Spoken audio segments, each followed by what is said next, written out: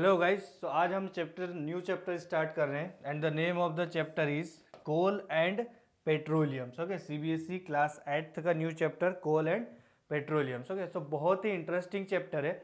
Interesting किस वजह से हो सकता है बेटा, क्योंकि यहाँ पे जो हम देख रहे हैं क्या लिखा हुआ है आपका कोल एंड पेट्रोलियम्स, तो कहीं ना कहीं हम इन डेली लाइफ में इसका भी यूज़ करते हैं और इसका भी यूज़ करते हैं। मतलब इस चैप्टर में हम जो चीज़ें पढ़ने वाले हैं उनको कहीं ना कहीं हमने क्या कर रखा है, देख रखा है। ठीक है, सो इजीली विजिबल वाली चीज़ें हैं। तो आइए स्टार्ट करते हैं इस चैप्टर्स को। ठीक है, first we want to discuss about the our resources. अगर मैं बेटा रिसोर्सेस की बात करूँ तो रिसोर्सेस का मतलब क्या होता है? रिसोर्स का मतलब होता है कुछ ऐसी चीज़ें, कुछ ऐसे इंस्ट्रूमेंट हो सकते हैं, कुछ भी थिंग्स होती है जो आपकी लाइफ को, वर्क को क्या बना दे, इजी बना दे। जो आपकी लाइफ में जो आप वर्क करना चाह रहे हो वो क्या हो सकते हैं, इजी बना दे। तो उसे हम क्या बोलते हैं बेटा, रिसोर्सेज बोलते हैं। ठीक है, तो रिसोर्सेज मतलब क्या हो गए, जिनका यूज करके हम अपनी लाइफ को इजी बना सके। ठीक है, जैसे अगर मुझे छत पे जाना है, टेरेस पे जाना है, तो क्या करूंगा मैं, है ना, तो मैंने क्या लगाया, सीढ़ी लगा दी। तो सीढ़ी जो हो गई वो क्या हो गई हमारे लिए, एक तरह से रिसोर्सेज हो गई।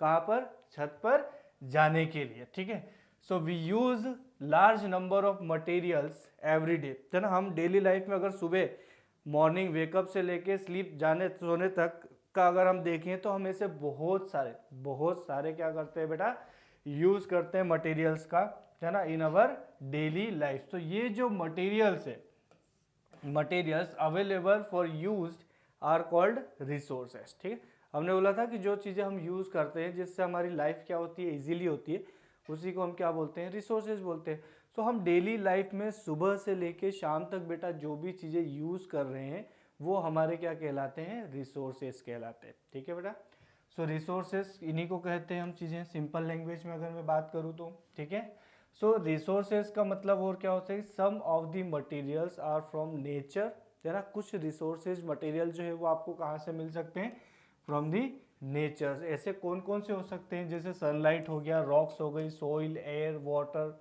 है ना, प्लांट, कोल, पेट्रोलियम्स, है ना, ये सारी चीज़ें, नेचुरल गैस एंड मिनरल्स, है ना। अब देखो ये चीज़ें हमें कहाँ से मिल रही है बेटा, नेचर से मिल रही है। ठीक है, सो अगर कोई चीज़ें जो आपको नेचर से मिल रही हो, है ना, जैसे सन रेज हो गया, सनलाइट हो गई, ठीक है, एयर हो गया, रेन वाटर्स हो गए, प्लांट्स हो गए, है ना, ये चीज़ें कहाँ से मिल रही है आपको, नेचर से मिल रही है। तो ये इन्हें हम एक और नाम दे सकते हैं बेटा, क्या नाम दे सकते हैं, नेचुरल रिसोर्सेस। ओके, सो ऐसे रिसोर्सेज जिनका हम यूज़ कर रहे हैं हमारी डेली लाइफ में, और वो हमें कहाँ से मिल रहे हैं, नेचर से मिल रहे हैं।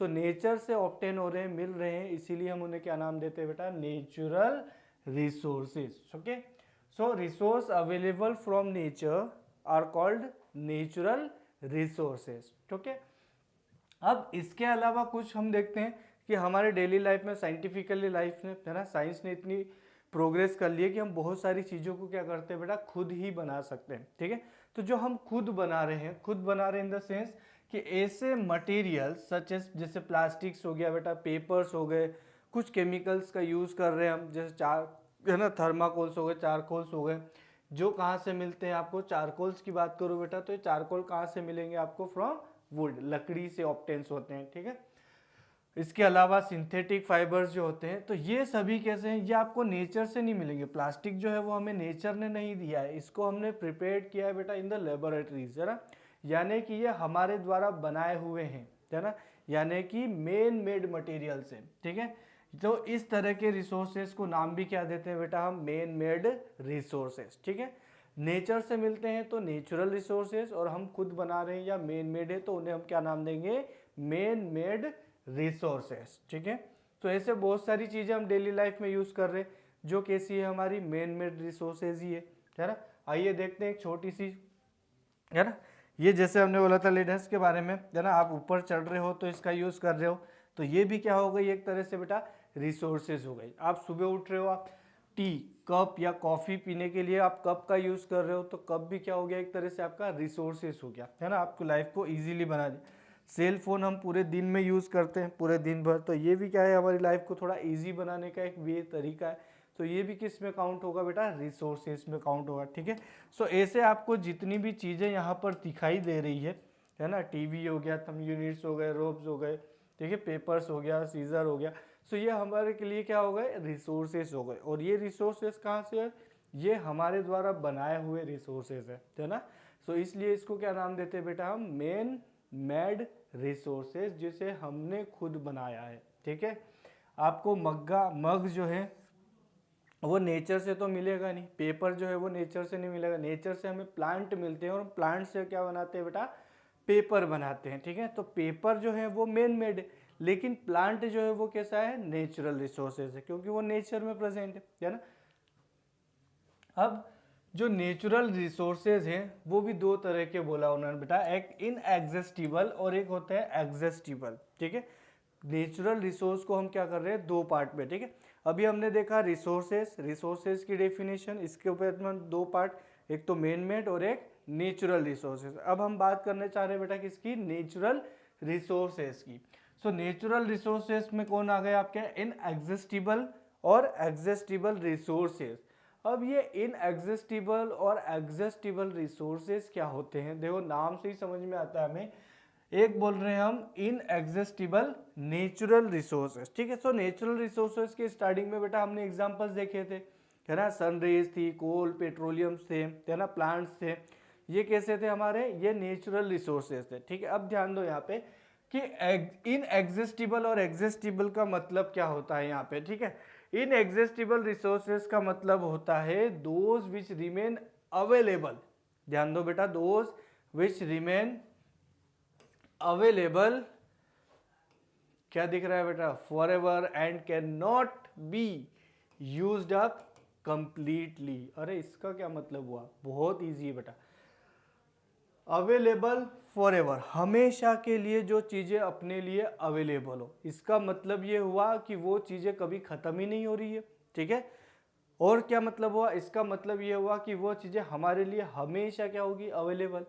अगर हम जिसका यूज कर रहे हैं और वो खत्म हो जाती है तो फिर क्या वो हमारे लिए अवेलेबल है, नहीं है। ठीक है, सो हमेशा अवेलेबल है, इसका मतलब क्या हो रहा है, वो हमेशा अवेलेबल है, इसका मतलब क्या हो रहा है बेटा, कि वो चीजें कभी भी खत्म नहीं हो रही है ना।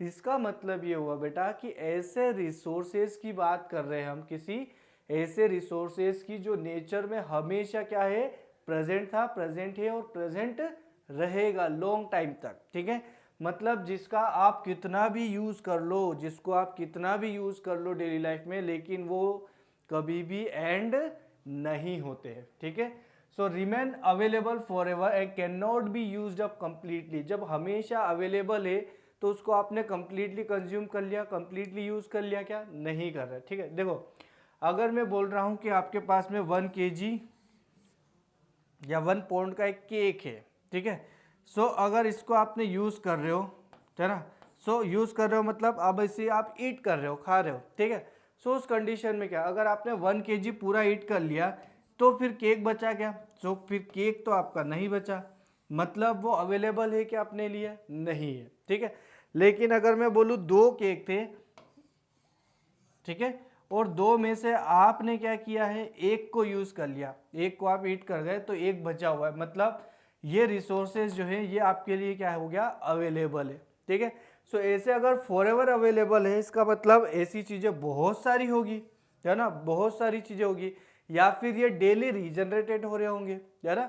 सो इस तरह के रिसोर्सेज को हम क्या बोलते हैं, इनएग्जिस्टिबल रिसोर्सेज। और इसको इजीली समझते हैं, देखो बेटा जैसे कि सन रेज है ना, अब यदि मैं रेस की बात करूं तो आप डेली लाइफ में डेली यूज कर सकते हो रेस का, है ना। सन जो है वो क्या है, अपने अर्थ जो रोटेट होती है तो वापस सन से जो निकलने वाली रेस है वो वापस अर्थ पे आ जाती है, मतलब रेस का एंड हो रहा है क्या, नहीं, आपके लिए डेली वो क्या है, अवेलेबल है एज ए सोर्स, है ना, डेली क्या है, अवेलेबल है एज ए सोर्स, है ना। इसी तरह से बात करूं बेटा हम विंड की, हवा, एयर की, तो वो भी क्या है, डेली अवेलेबल है आपके लिए, कितना भी आप उसका क्या करो, यूटिलाइज करो। ठीक है, रेन वाटर, है ना, हमें पता है एक साइकिल होता है ना, वाटर लिक्विड के फॉर्म में प्रेजेंट है, फिर लिक्विड से वो वेपर फॉर्म में कन्वर्ट हो जाता है, वेपर के फॉर्म में से फिर स्काई, और स्काई से फिर वापस कहाँ पे आ जाता है बेटा, अर्थ पर। तो एक तरह से ये क्या होता है, साइकिल जो है वो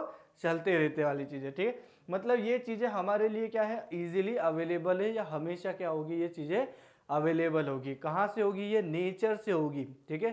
सो इसलिए हम बोल रहे हैं इसे नेचुरल रिसोर्सेज तो है ही, लेकिन कैसे हैं? इनएग्जिस्टिबल हैं, जो कभी भी खत्म न होने वाले, ठीक है।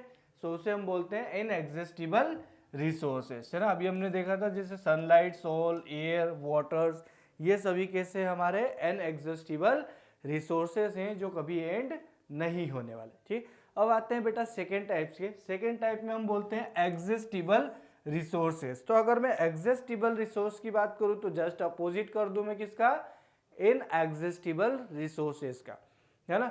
मतलब ऐसे रिसोर्सेज होंगे ये बेटा, कौन से?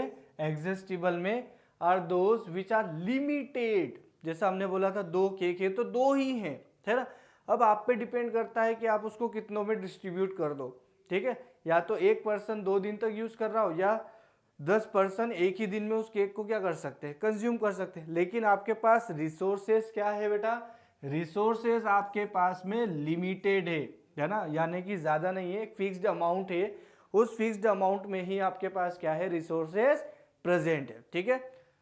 सो ये जो होंगे ये लिमिटेड होंगे, एंड टाइम में come when we may not be left with these resources, है ना। और टाइम टू टाइम जब आप इसका यूटिलाइज कर रहे हो तो उस कंडीशंस में क्या हो सकते हैं? मे नॉट बी लेफ्ट। अगर ज़्यादा मैं कंज्यूम कर रहा हूँ, ज़्यादा मैं उसका यूज़ कर रहा हूँ, सो ये क्या हो सकते हैं? फिर लेफ्ट हो सकते हैं, ठीक है, यानी कि एंड हो सकती है ये चीज़ें, ठीक है। इस बात का ध्यान रखो, ठीक। एग्जाम्पल जैसे कोल, पेट्रोलियम, नेचुरल गैसेस, मिनरल्स वगैरह, ये सभी किस में आते हैं बेटा? एग्जिस्टिबल में, है। आइए इसको समझते हैं हम। देखो अभी तक जो हम यूज कर रहे हैं जैसे कोल और पेट्रोल को तो आप जानते ही होंगे, और आगे इस चैप्टर में हमें कोल, पेट्रोल, नेचुरल गैस के बारे में ही पढ़ना है पूरा, है ना। तो ये अर्थ क्रस्ट में से हम देखते हैं, जैसे कोल माइन होती है तो माइन में से हम क्या करते हैं? निकालते हैं, है ना। सो कोल माइन में ऐसा तो है नहीं कि बहुत बड़ा भंडार है, यानी कि बहुत बार आप निकालते जाओ वो, और वो एंड ही नहीं होंगे, ऐसा तो नहीं होगा, है ना।